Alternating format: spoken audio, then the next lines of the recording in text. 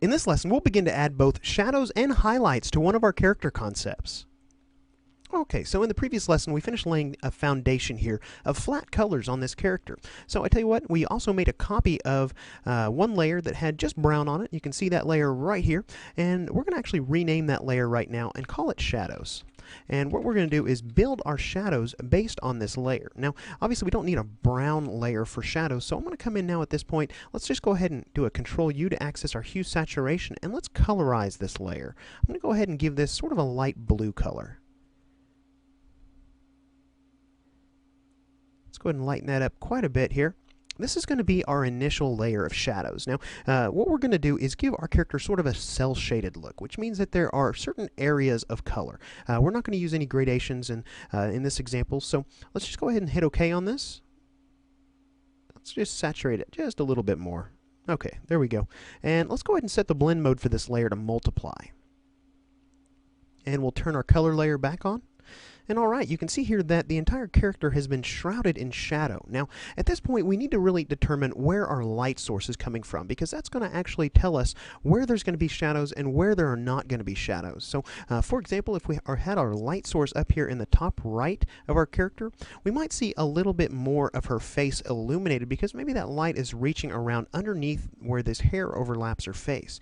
Whereas if the light source was over here in the top left corner above our character, then you're going to see more of her face actually shrouded in shadow because of the positioning of her hair. Let's go ahead and just plan for a light source at this point. I'm going to go ahead and imagine that our light source is sort of centered on our character above her. So we see a good amount of her face, but yet we still have a nice shadow being cast on this left side of her face. So at this point, what we can do is we can just grab our eraser tool and begin to erase away parts of this shadow layer. Now, remember, the shadow layer is only in the shape of the initial color that we laid down on top of our character. So we're not going to have to worry about erasing any of this color. So I tell you what, let's just go ahead and lock the color layer. So I'm going to come in now at this point and hide the layers, and let's go ahead and just start erasing away. Now, I'm just going to do this rather quickly, thinking about areas that will be illuminated by our light source. So we can always come back in here and paint the shadows back in if we erase something that maybe we think, we think later on that might need to be covered in shadow. So just coming in here, painting in essentially with my eraser tool, painting away the shadow and illuminating part of her face. So let's go ahead and extend that illumination over a little bit further. And I'm not going to worry about getting this too perfect right now. We're actually got quite a bit to cover here, so I don't want to spend too much time making sure that she's nice and cleaned up. I can always do that between lessons, and you can see the final outcome in the last project file. So we'll just come in here and erase away that shadow there, and let's think about how that light source is going to hit her neck and her torso here. So we know that her head is actually going to cast a little bit of a shadow on her neck right here underneath the head, and we're actually going to pick up with our light source right in here, and we'll refine that in just a moment. But let's go ahead and plan for that light source and how it's going to hit the front of her torso. So just erasing away the shadow here.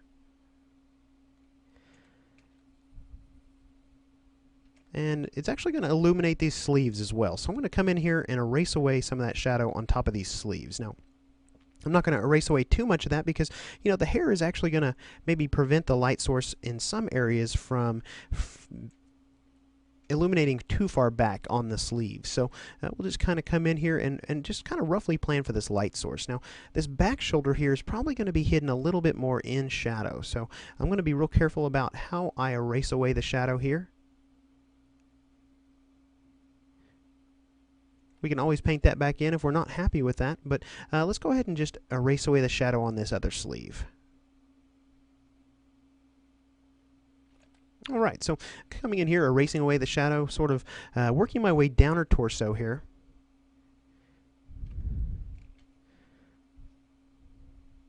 And let's just erase that shadow away just a little bit further. Now, we can always do a little cast shadow right here, painting that back in later on. But we got a lot of area to cover here, so I'm going to work my way back up to her face just a little bit. I'm going to go ahead and extend that illumination down just a little there. Thinking that the front of her is probably a little more illuminated than this back edge. So we'll go ahead and just take one more swipe at that, and we'll move on. Okay, so looking at her hair, and this is going to be the closest thing to our light source. So we need to think about this hair is probably going to be for the most part illuminated. Now, by adding in little areas of shadow, we're actually going to be able to pick up on some of the texture in the hair, or the strand-like nature of the hair. So I'm going to erase away the center portions of it for the most part. The edges are something that we're going to have to plan for, because to give our hair volume and body, we're going to need to show how the shadows wrap around it just a little bit. So I'm just going to kind of come in here and erase away the center parts first.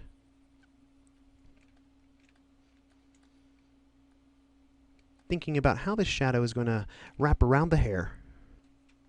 Come back up here and take another swipe, working my way out towards the edge of the hair. Maybe there's a little bit more illuminated right in this area. Maybe we're starting to see a little bit of a shadow as we work our way around her hair.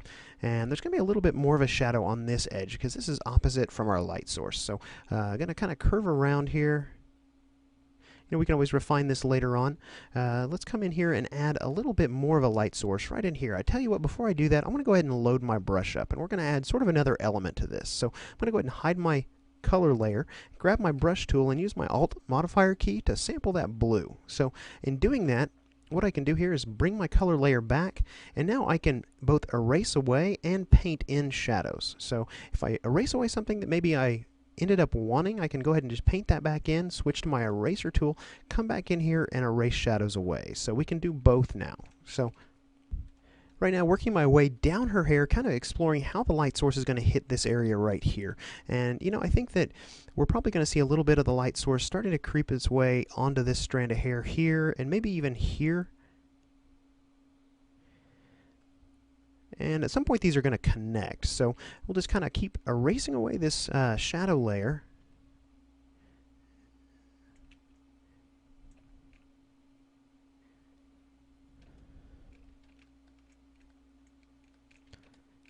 Defining some of these shadows and these illuminated areas here. So I think we're looking pretty good. I don't want to spend too much time on any one area, because I know we have a lot left to cover as far as the shadows and highlights go.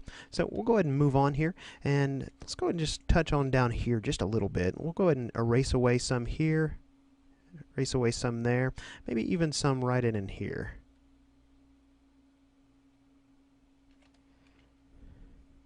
So adding in kind of strand-like features is going to actually pick up on the texture in the hair. So in this area right here, maybe we could come in with our brush tool and begin to add some hair-like features here. But what we'll need to do is come in and lock those transparent pixels again. You can see how that blue swipe actually extended beyond the hair. So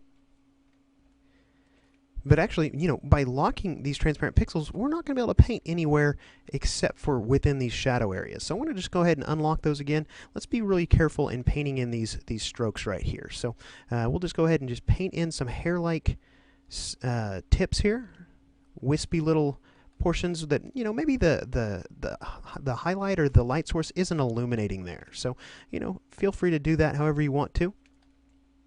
Let's go ahead and move over here to the right-hand portion of her hair. Now, again, we're going to need to erase away quite a bit of this right here near the top, except for this part. I might leave that a little bit more shadow there, and think about how that shadow is actually going to be reflected as the hair reaches towards her face here. Now, is there a little bit of a curve there in the body of the hair?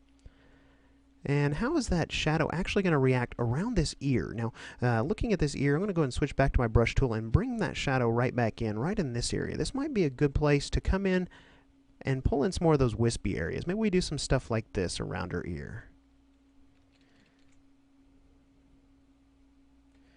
Let's go ahead and continue erasing here.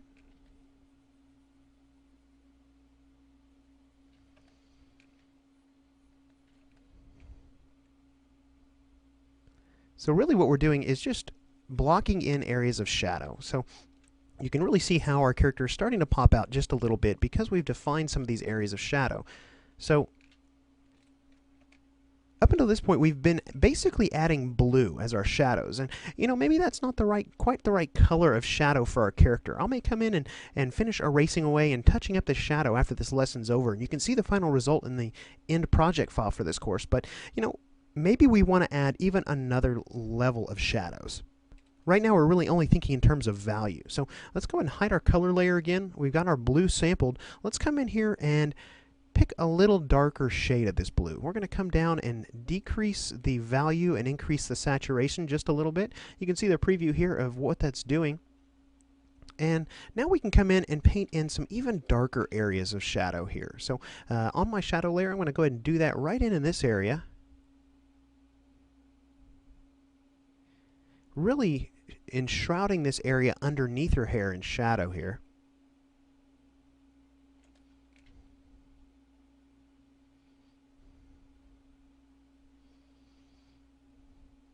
Now, there's many different ways to color your character, and we're just painting this right in. If you really wanted to do this and have it be pristine, maybe you want to even use your pen tool to draw in some of these shapes. So there's just no possibility that you're going to get any shakiness at all in your lines, and everything's going to be the exact shape that you want. So again, these are just character concepts, so we're not too worried about that. May come in here and add even a little darker shadow on the inside of her ear. And maybe we have a little darker shadow right here underneath the hair and how it hits right here. Let's go ahead and add another shadow right here along the other part of the hairline.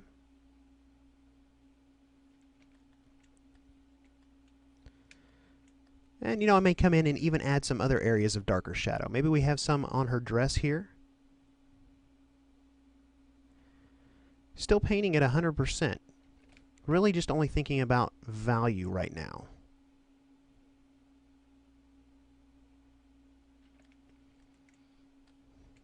Alright, so we could even come in here and do a little bit of a shadow here, add a little more depth to her hair just by pulling out some of these shadows just a little bit.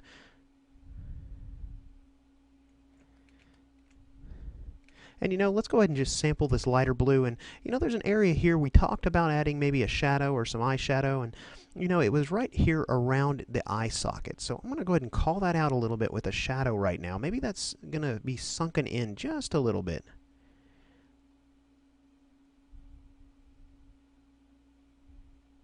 We can go and erase away anything we got on there that we don't need. And we go ahead and do that over here on this other eye as well if we need to. Not going to need to add a whole lot right here. Alright, so let's go ahead and turn our color layer back on and see how this additional level of value has affected our final shadows. So, maybe these shadows aren't quite the right color for your illustration or the color scheme you've selected. We can always come in here, add an adjustment layer using hue saturation. And let's come back and bind it only to this shadow layer just by holding down Alt and clicking in between the two layers. And once we've done that, we can double click on that little icon there. Then we can colorize this layer and adjust the color. Maybe we want that to be more of a warm shadow. And saturate that and increase, decrease the lightness and darkness.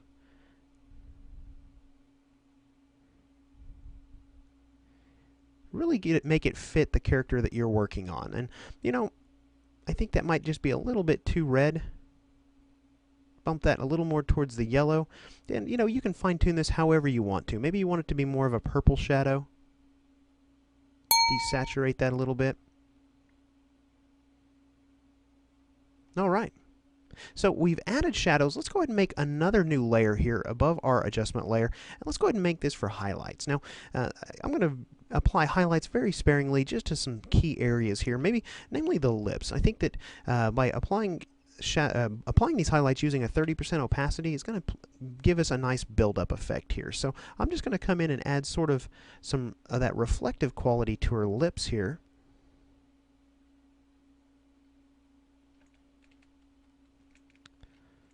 Might have gotten a little out of hand with that last one.